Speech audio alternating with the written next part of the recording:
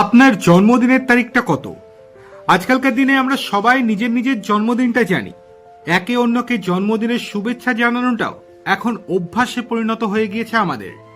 কিন্তু আপনার এই যে জন্মদিন, সেটা কি শুধুই একটি সংখ্যা, নাকি এরও পেছনে রয়েছে কোনো তাৎপর্য?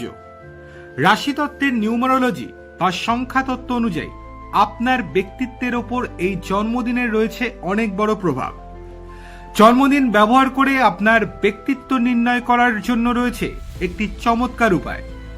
এই প্রক্রিয়ায় আপনি নিজের জন্মদিন থেকে বের করে নিতে পারবেন একটি বিশেষ সংখ্যা, যা বলে দেবে আপনার ব্যক্তিত্বের বিচিত্র সব তথ্য। কি করে বের করবেন আপনার এই সংখ্যাটি, সেই পদ্ধতিটি কিন্তু বেশ সহজই।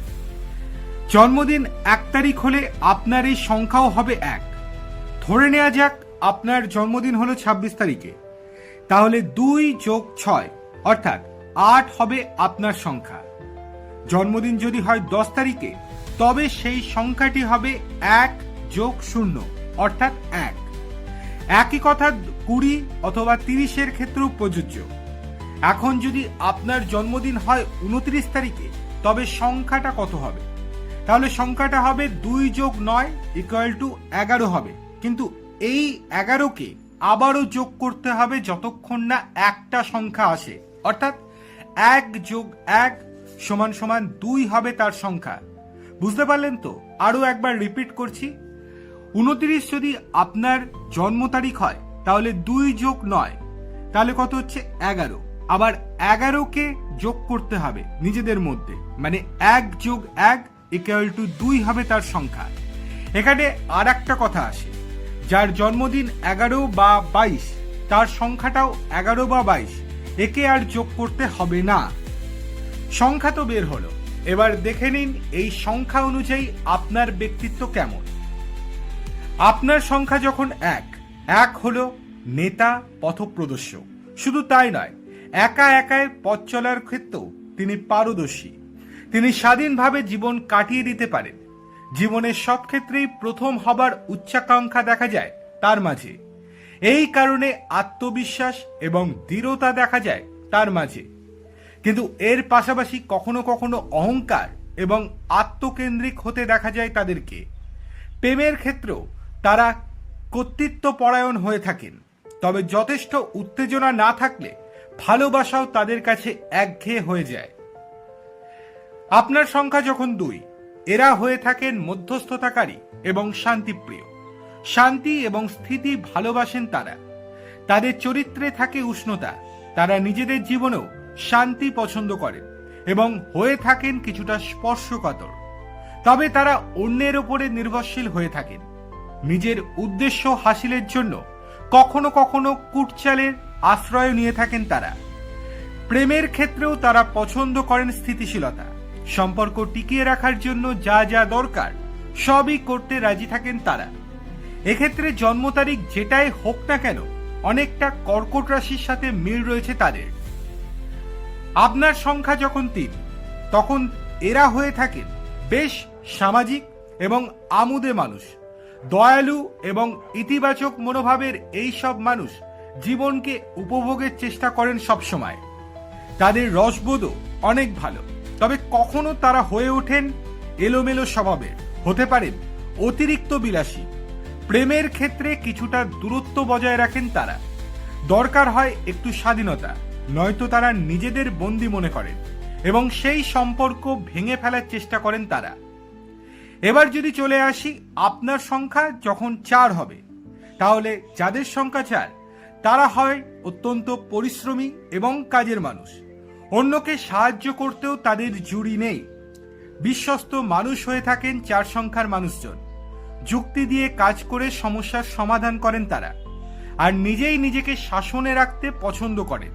তবে কখনো কখনো খুব বেশি গোয়ার হয়ে থাকেন।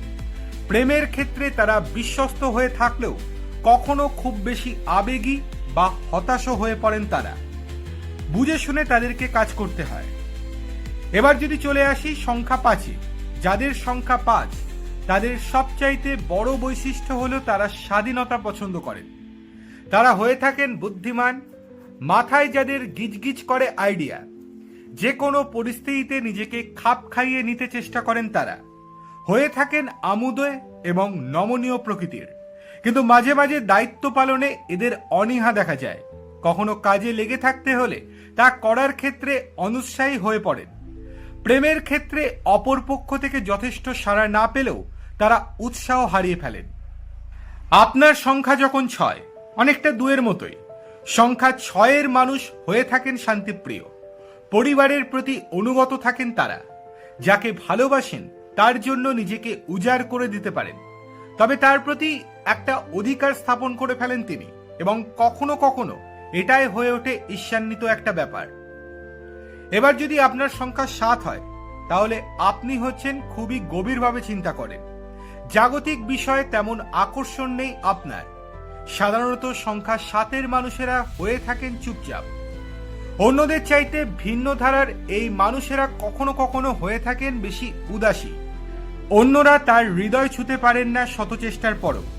যদিও প্রেমের ক্ষেত্রে তাদের হতে দেখা যায় খুব মনোযোগী, এবং তারা রোম্যান্সের এমন পর্যায়ে পৌঁছে যান যা অন্যদের পক্ষে চিন্তা করাও সম্ভব নয়।